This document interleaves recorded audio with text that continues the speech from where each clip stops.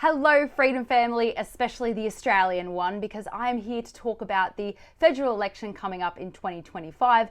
Now, of course, we don't have the date yet, but it's going to be in 2025. So I wanted to make a preemptive video to let you know where I stand, where we stand, what we can do. So what I'm going to go through in this video is firstly, what have we learned from the last federal election that maybe we can use in this one? And secondly, what is the plan for the federal election? My plan, and what I have some suggestions for you as well. Now, the first thing I want to go through is what we've learned from the last federal election. Now, we did a lot of work in the 2022 federal election. We did lots of volunteering, and we also had a huge campaign called Putting the Majors Last. Now, when I say we, I mean as a collective freedom movement. Now, the Putting the Majors Last sounded like a great idea, and it was, in theory, a great idea, but actually it didn't work. It worked maybe in some ways, but it didn't actually achieve what we wanted to achieve. And the reason is because a lot of people don't know how to vote properly, and because they don't consider Greens a major party, which, by the way, Greens are not a major party. But if you put Labor and Liberals last, but you put the Greens and the radical lefties like the Animal Justice Party and so forth, the Socialist Party, in front of the major parties, that meant that your vote through the preferential system actually ended up with a socialist radical lefty party, which is not what anyone wanted. But anyway, we're not going to do Put the Majors Last again, because it doesn't, that concept doesn't work, and we've learnt our lesson with that. But actually it was hugely impactful in other ways, but we can't do that again.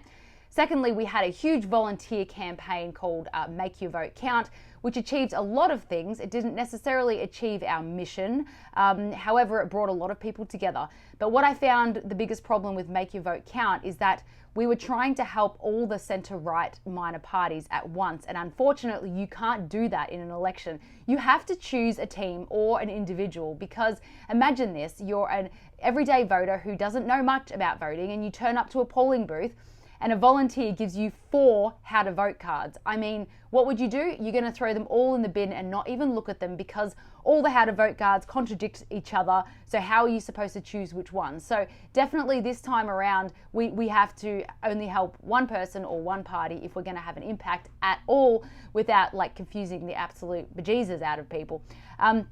Energy versus reward is really important, reflecting on the 22 election, because I still have some PTSD from the amount of effort, Zoom calls and organisation that all took. And unfortunately, we didn't get the reward that we necessarily wanted. However, like I said, it still achieved some things. But moving into the next federal election, I think it's really important that you prioritise your time, your energy versus reward, and just reflect on that.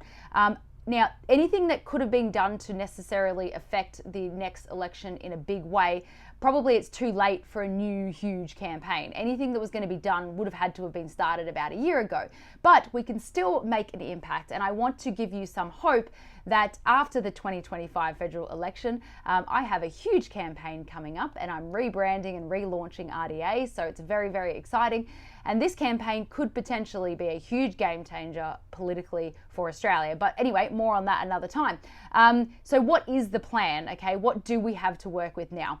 Well, I have a brand called fairdincomecandidates.com, and on there, any candidate can fill out the survey for free, and people in that electorate can view the answers to their survey, and it lets people get to know them. Now, as the Freedom community, you can definitely go onto that website, see who has filled in the survey in your area, and support that person, because that's what I'm contributing to the next election, because my suggestion is that we need to focus on individuals. So instead of looking at the parties that you align with the most, look at the individuals that's running in your election and in your electorate, and focus on volunteering for that person. Put your energy into that, because unfortunately, the minor parties have had 3 years to find out a way to work together or to amalgamate, and they haven't done it. I'm disappointed. Many other people are disappointed.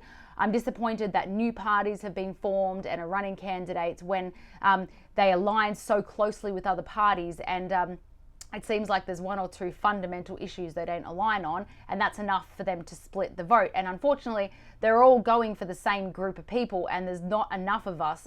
Apparently in the last election, we had about 10% of votes were for the minor parties. And if that was for one minor party, then we could actually make a huge difference. But because it's split over 5 or 6, it's really, really terrible. So because there's all that mess going on, I really think it's important to focus on individuals instead of parties. And I really would like to say as well is to not turn your back on a party just because you don't agree with one particular thing that they've done or that they've said or a policy or something like that, because then we're never going to get anywhere, because the left are very well aligned on all of their morals because they're new and fabricated morals, in my opinion.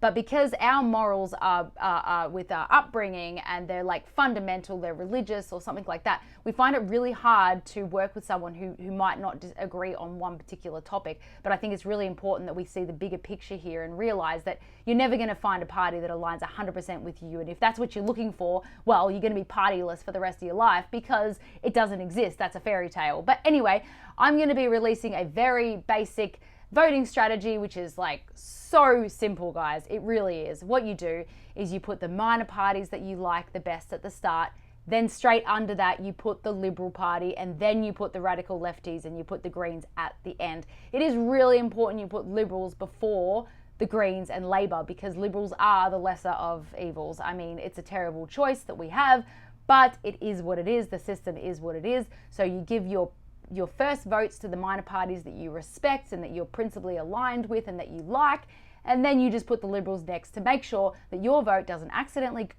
go to the Greens or a socialist party, okay? So it's really, really simple. So that's pretty much it. Volunteer for individuals other than parties. Don't snuff a whole party just because of one thing. Put your minor parties first, then your Liberal, and then the rest after that.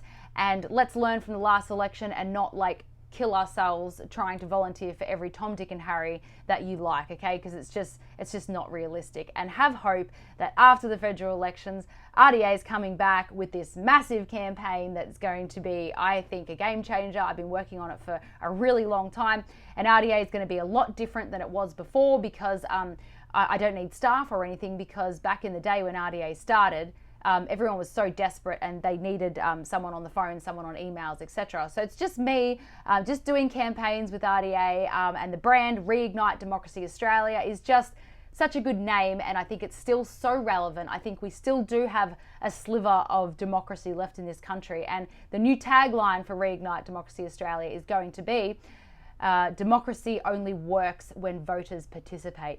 Now, that tagline will make a lot of sense after the federal election, and I think we have a real chance to do something. It's a new strategy. I'm super excited about it. But anyway, more on that later. I will definitely be making videos leading up to the election, of course, but I wanted to get in there nice and early and let you know my thoughts and my plans for the election. So good luck. Start figuring out who your individuals are in your local area that you can support.